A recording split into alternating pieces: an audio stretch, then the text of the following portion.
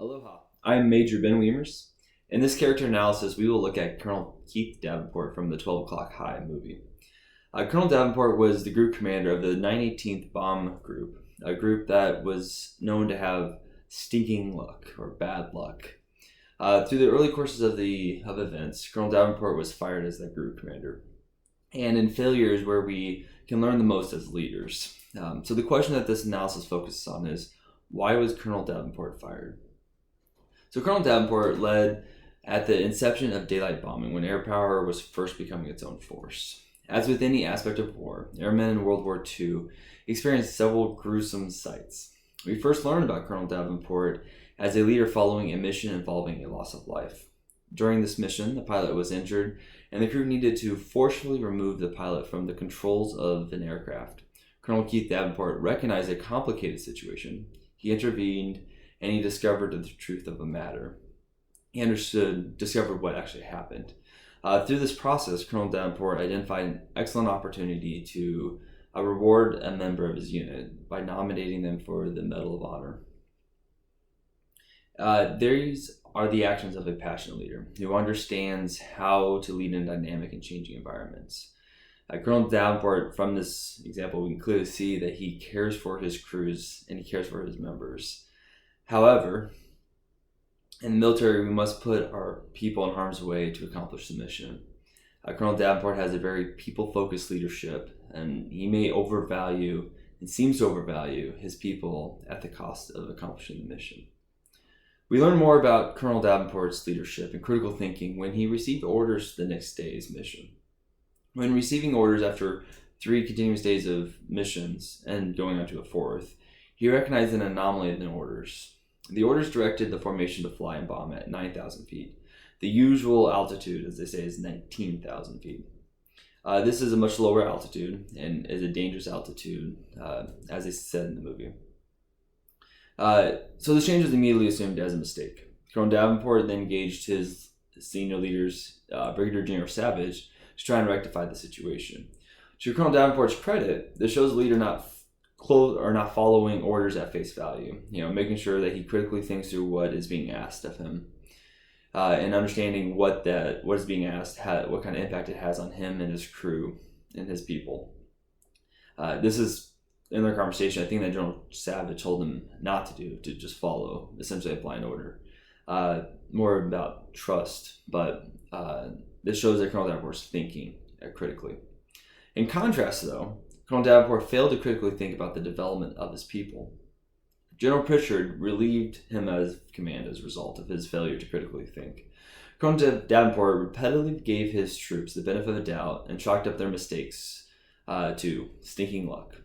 This came to a head when General Pritchard traveled to Colonel Davenport's headquarters to investigate what was going on, to investigate the stinking luck and why the 918th was not putting up as many aircraft as the other groups.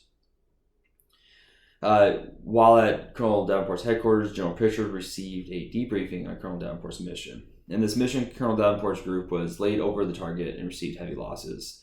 General Pritchard asks who was at fault, but Colonel Davenport refused to blame his people or provide any reason, and instead blamed luck.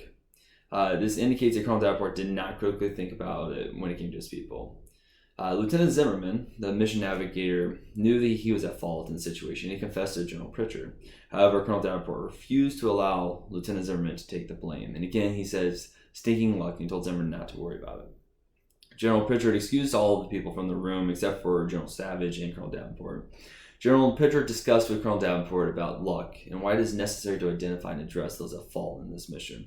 In this conversation, General Pritchard states, I believe in a certain degree a man makes his own luck. And how true is this still today? General Pritchard investigated Colonel Davenport to determine his fixed actions and why perhaps he was making his own bad luck. He asked what his steps were, and specifically he asked if he was going to relieve Lieutenant Zimmerman. General Savage even offered him an excellent relief. Colonel Davenport appeared blinded by his devotions to his troop and seemingly fanatic belief that they suffered from simply bad luck.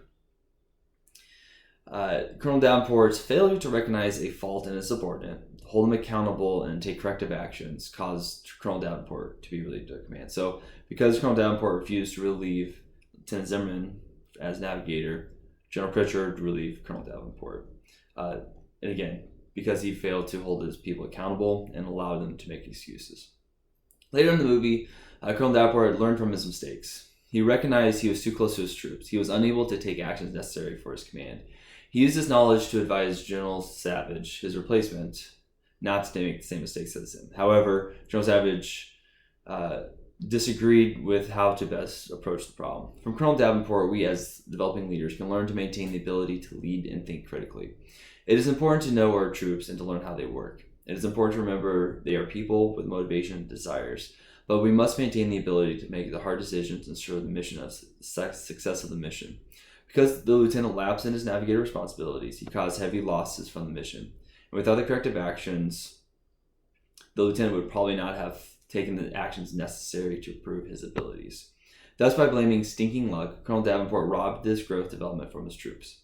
While attempting to protect his troops, Colonel Davenport created his own stinking luck of not developing airmen.